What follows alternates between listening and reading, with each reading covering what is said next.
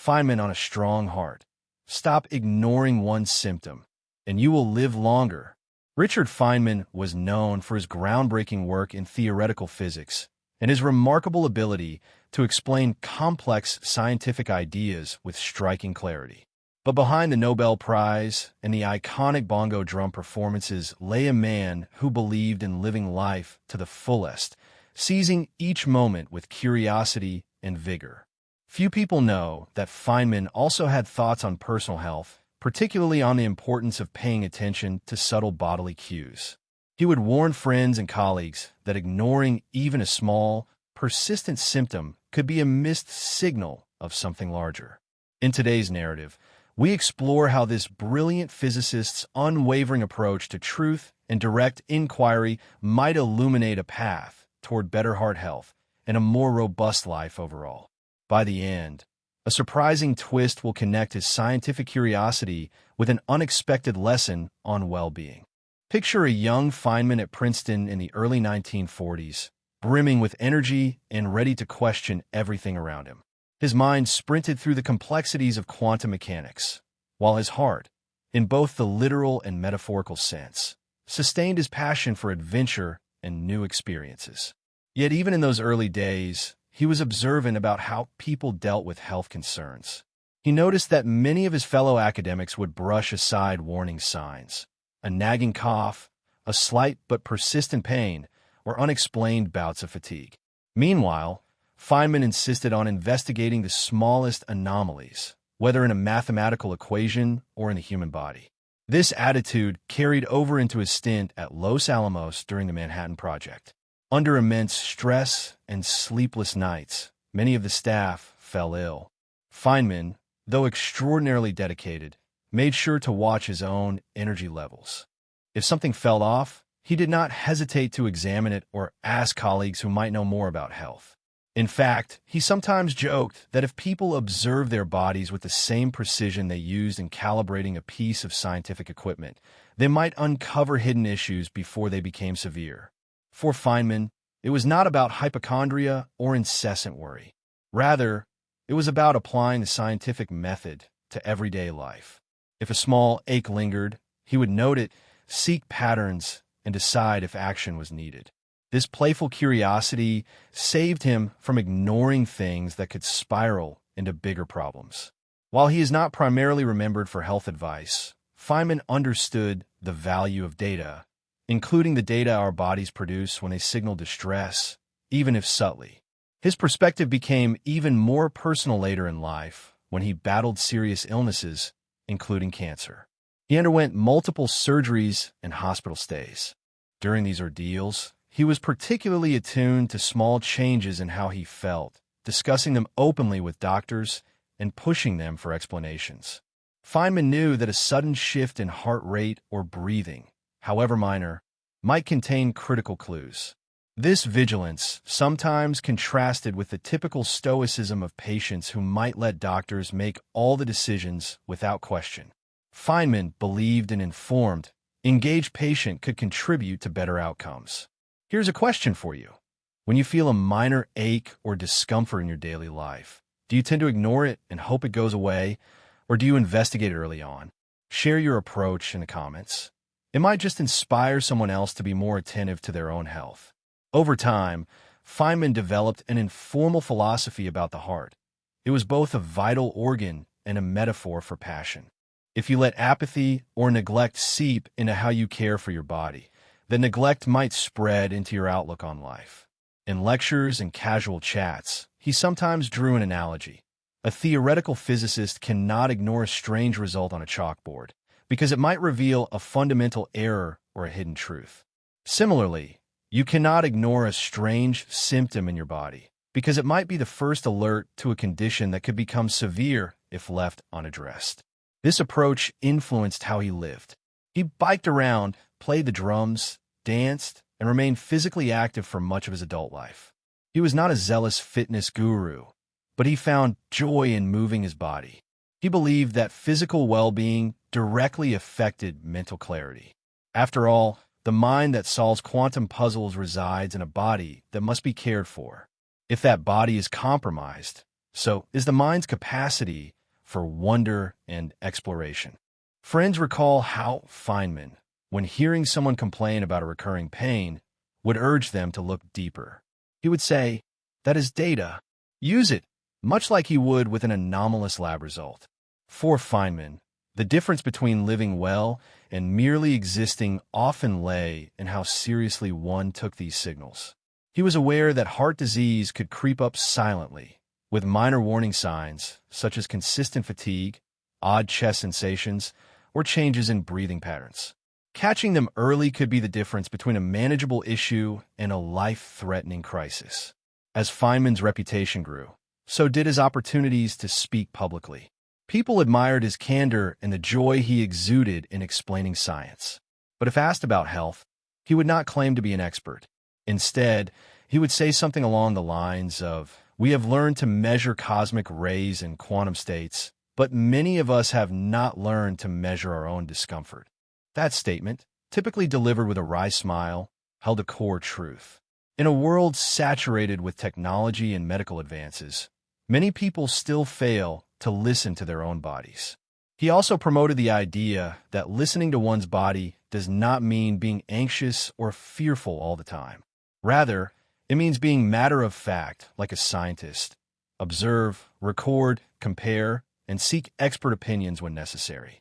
Feynman's optimism in the face of serious illnesses came, in part, from trusting that careful observation and early detection could improve his chances. Even when his health challenges became severe, his curiosity remained. Doctors noted that he would question them about the specifics of procedures, showing as much interest in the workings of medicine as he did in the workings of nuclear particles. In his later years, Feynman imparted this lesson to students, particularly those who were stressed out and ignoring their physical well-being. He believed that a robust heart, both physically and metaphorically, was crucial for creative thinking. How can one push the boundaries of science, art, or any field if the foundation of health is crumbling beneath them? Yet, as brilliant as he was, not everyone heeded his advice, falling prey to the common myth that youth is an indefinite shield against serious health concerns. Let's take a deeper look at how ignoring small symptoms might be especially risky for heart health. Subtle signs like irregular heartbeat, unexplainable fatigue, or shortness of breath can sometimes precede major cardiovascular events. Each of these signals, if taken seriously, can lead to early intervention. Perhaps it is as simple as adjusting one's diet or stress levels. Sometimes it might require medical procedures. The core point is that ignoring them invites bigger troubles down the line. Feynman's perspective resonates today, given that heart disease remains a leading cause of death worldwide. Despite medical advances, many people put off seeing a doctor or altering their lifestyle because the initial symptoms feel mild. Feynman would call that a tragic oversight, akin to ignoring a calculation error in a rocket design until it becomes catastrophic during launch. His analogy points to a blend of caution and curiosity. Do not panic, but do not let it slide. Investigate, question, and act if necessary. Imagine a scenario. You are leading a busy life, consumed by deadlines and family obligations. One afternoon, you notice a mild chest discomfort. It vanishes after a few minutes, and you shrug it off. A week later, it happens again. You tell yourself it is stress, or maybe indigestion. Over the next few weeks, other small signs appear. You feel slightly winded walking up the same flight of stairs you once tackled easily. Rather than acknowledging these signs, you bury them under the next wave of tasks and distractions. In Feynman's world, that is the cardinal error. The symptom is the data. The repetition is the pattern. The next step is inquiry. He might ask you, why are you ignoring the data? If you replied that you do not have the time or you are afraid to learn the truth, he would likely remind you that in physics, fear never changes the facts. In life, neither does ignoring a medical signal. So, while you cannot add hours to your day, you can reprioritize. A medical checkup might reveal something manageable. But if you wait too long, your margin for recovery might diminish. Here is another question for you. Do you think our modern culture encourages or discourages us from paying close attention to small health symptoms? Reflect on how technology and societal expectations might both help and hinder this awareness, and share your thoughts in the comments if you wish. Feynman's final years were marked by battles with cancer, yet his spirit remained undaunted. He gave lectures, wrote books, and took every opportunity to inspire younger minds. Even as his body grew frail, his outlook on life stayed vibrant. Part of that vibrancy came from his lifelong habit of noticing everything. He did not judge or panic. He observed, experimented, and sought answers. While this mindset did not grant him immortality, it afforded him a life rich in discovery. When the end drew near, he faced it with honesty, famously saying, "I'd hate to die twice. It's so boring," capturing both his pragmatic acceptance and mischievous wit. If we distill Feynman's message on heart health into a single principle, it might be this: stay inquisitive about your own body. The same qualities that drive scientific advancement, curiosity, attention to detail, early investigation, and an open mind, can keep us healthier. In ignoring subtle symptoms, we ignore reality. And if there is one thing Feynman despised, it was self-deception. He maintained that truth, however uncomfortable, is always better than living in a comforting illusion. That stance aligns remarkably well with modern preventive medicine. Today, doctors emphasize routine checkups and the monitoring of seemingly insignificant signs. Feynman's approach, albeit more informal and personal, mirrored this philosophy.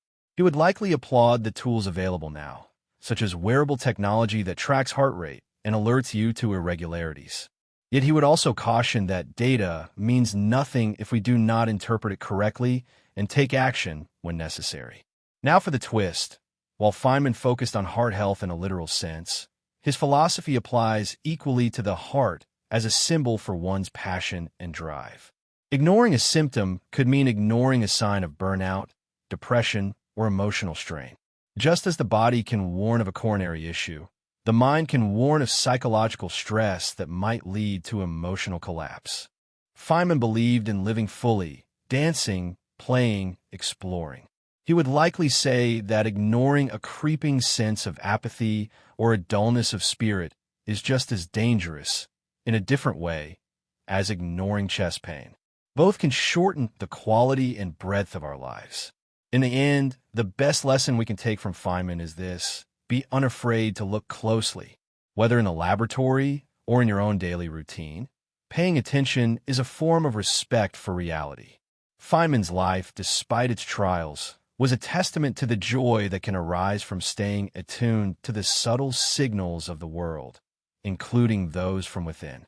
By embracing that awareness, you may just secure not only a healthier heart, but also a more vivid, deeply felt existence. So here is the final question for you. Starting tomorrow, how can you incorporate a small but concrete step toward acknowledging your body's subtle signals? Whether it is taking note of your daily energy levels, scheduling a long-postponed medical checkup, or simply learning to pause and reflect when you feel discomfort,